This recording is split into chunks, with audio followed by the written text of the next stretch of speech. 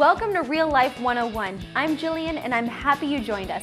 This could be the day you find a career that might be right up your alley, so you won't want to miss a minute of the show. We're going to start out by visiting the photo editor at a newspaper. We'll see how he works with all the various departments to get the perfect photos throughout the paper and online. Then we'll meet the guy we call when the water pipes break or the toilet overflows, our handy plumber. We'll finish by visiting the cruise ship and meeting the man responsible for overseeing one of the highlights of cruising, the food and beverage manager. So don't touch that remote because you're in for some great new career ideas today on Real Life 101.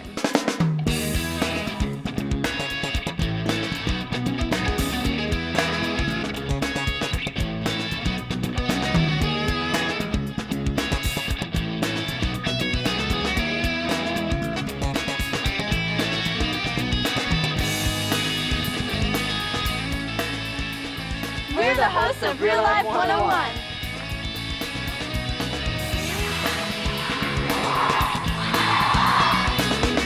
A lot of thought and editing goes into the photos you see throughout your daily paper and on a newspaper's website.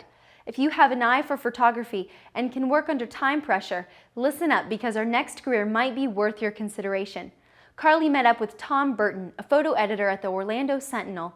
He told her how, working with a team, they select and edit the photos that lure you to read the paper or peruse the website. Tell me about your job as a photo editor. Well, as a photo editor at the newspaper, what I do is I help coordinate a staff of photographers in dispatching them to assignments around the area each day, and then we work with other editors to decide which pictures we're going to use in the newspaper and on our website. How do you get your assignments? We get them in a variety of ways. First, we talk with the editors and the reporters about what stories we're covering each day, and they put in a request for visual coverage of the story. And then as photo editors, we decide whether it's the best use of a limited staff and also whether the visual potential is there. And then we figure out who we have who can go to the assignment. So do you ever go out on the field? I have in the past. I worked most of my career here at the newspaper as a photographer in the field. Mostly now when I go on the field it's for a big event, say the National Football Championship in Arizona, and I'm an on-site editor there coordinating our photographers at the event and transmitting the photos back to the newspaper. How did you end up being a photo editor? Over the course of the years, eventually you get enough experience and the opportunities come up to help run the department. And it gives you an opportunity to give other photographers the best chance to get good pictures because there's a lot of logistics involved and the photographers need to be freed up to really concentrate on the photography. We help in the office with deciding how they're going to spend their time. So technology is changing every single day. Have you noticed the change in your line of work? Oh, absolutely. It's one of the driving factors in how we do our job now. 25 years ago when I came out of college, you had to be able to process with chemistry by hand and make prints, and we would, when we were on the road, we'd turn a hotel bathroom into a dark room. You'd have a darkroom case that weighed 80 pounds, and to be able to handle that was enough of a job skill to get a job.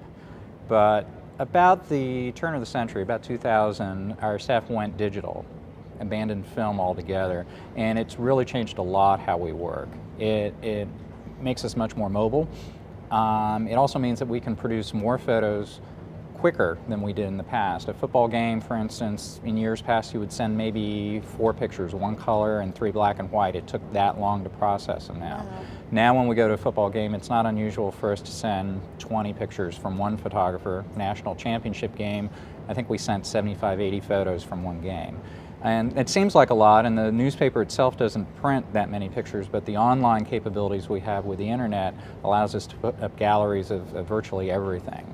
Is it hard to pick and choose which pictures to use and which pictures not to use? It can be. I mean, a lot of that comes with experience. I mean, the trick to being a photo editor is looking at a lot of pictures each day. Between our staff and the wire service feeds, we can get 2,000, 3,000 photos a day into our picture desk. And when you look at a lot of pictures, then you get sort of a gauge of what's good and what's better. What do you find most demanding about your job? Well, there's a lot of things. I mean, a lot of people think it's deadlines. Yeah. But you get used to that. I mean, that's the cycle of how you do your job. There's always something new and the pressure of getting something done quickly. There's a lot of different things that happen in your community every day. and probably the most demanding thing is deciding what it is we're going to cover. We can't cover everything. We don't have 1,000 photographers out there. We have 15. And to say we're going to be here and not there, and to negotiate that within the newsroom, because every section of the newspaper works with the photo department. So every time the sports department has a big project, photo has to be involved. And every time business has a big project, photo has to be involved. Now, if sports has a big project, business doesn't care. It doesn't affect them, but we're affected by every department in the newsroom, and we're like a central location for that. So that's very demanding. What kind of advice do you have for someone wanting to be a photo editor? Well, it's similar to what I'd say to someone who wants to become a news photographer, is that you have to be very curious. You have to know what's going on in the world and how it connects to the people you're serving, your community, your readers, your viewers on the internet. The second thing is you have to look at a lot of photographs. That's the only way you become an expert at anything, is to know what it's out there. So you look at other newspapers, you look at magazines. The internet has a tremendous source of galleries and photography out there, and you have to judge it back and forth, and you have to really just get it when it's a cool picture.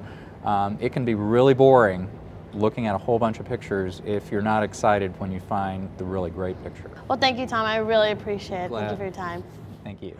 A photo editor has the responsibility of supervising the photographers at a paper, including scheduling and assigning stories for them to cover.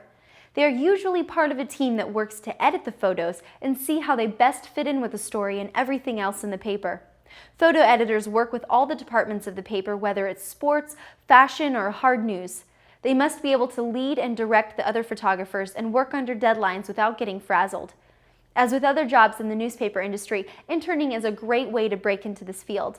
Some newspapers like to employ photo editors with degrees in photography, and for others, experience in working your way up the ladder is the best way to become a photo editor. Now, don't go away, because Real Life's coming right back. Check out what's coming up next on Real Life 101. So you come home and you notice a river of water flowing from the bathroom down to meet you at the front door. Who are you going to call? Why, a plumber, of course. Whether it's a leak, clogged drain, or repiping a whole house, we depend on plumbers to be able to fix all our water problems 24/7. Lewis caught up on the job with plumber John Free. John took a break to tell him about his profession. So tell me, what made you go into plumbing? Well, I kind of fell into it. Went to a little bit of college, decided that that's not really what I wanted to do. So my stepfather was a plumber, and I went on jobs with him, did a few little, small jobs here and there, and kind of had a knack with using my hands and being outside, and just, fell in love with it, and that's what I do. Wow. What do you love the most about your job?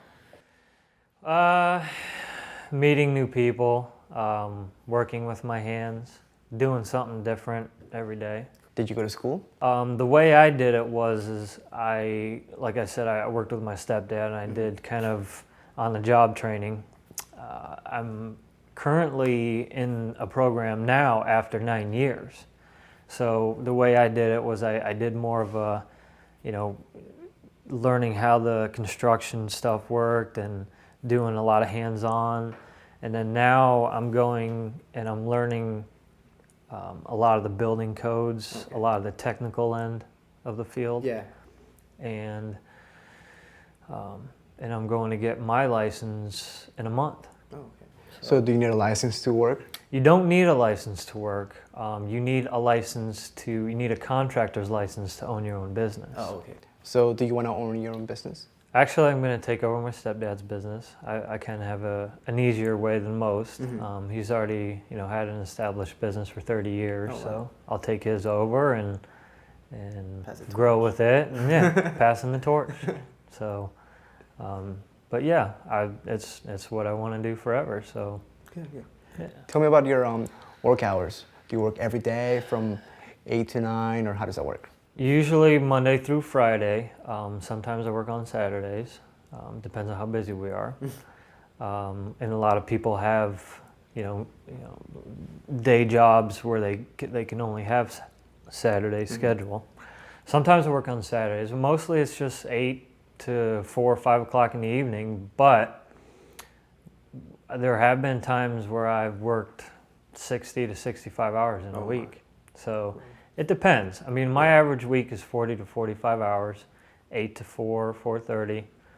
And so, yeah, I mean, it can get very busy and very tiring, but most of the time it's a basic schedule. Do you consider your job stressful? My job doesn't get too stressful yet, but as I take the business over, I'll have a lot more stresses then. So right now, the only real stresses that I have to deal with is if I've got an issue that is difficult to solve. Yeah. Wow.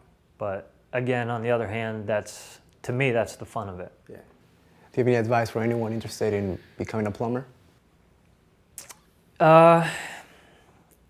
You want to try to get in with a smaller company if you can. Like I said, I got lucky and my business is all family owned. Okay. But if you can get with a small company and try to find somebody that is a good mentor, somebody that you can, your first at least year on the job, be very close with, because the first year or two as a plumber, you're going to have a million questions, because like I said, there's stuff that I'm finding every day still that I don't, I don't have the answer to. So the main thing is just try to find a company that you can have a lot of one-on-one time with, basically be a journeyman. Yeah. And follow somebody and watch somebody who has their license, somebody who has a good 10 to 20 years experience, and you'll be a lot better at it. Oh, wow. It's not a job where you can just jump into and try to tackle something, because you'll mess something up really bad. Well, thank you so much for your time. You're very welcome. Nice meeting you. Nice meeting you. We normally think of plumbers as people who work fixing our water problems in homes. However, the construction industry employs a large amount of workers in this field, including plumbers, pipe layers, pipe fitters, and steam fitters. Additionally, they are found working on systems in many locations, from water treatment plants to commercial buildings, basically anywhere pipes are found. Computers are becoming increasingly common in the plumbing industry, as they are used to create specific plans to accurately install plumbing systems. This is a physically demanding career, as plumbers often have to squeeze into awkward spaces or carry heavy equipment. Most people who work as plumbers go through a 4 to 5 year apprentice program. You guys take a break.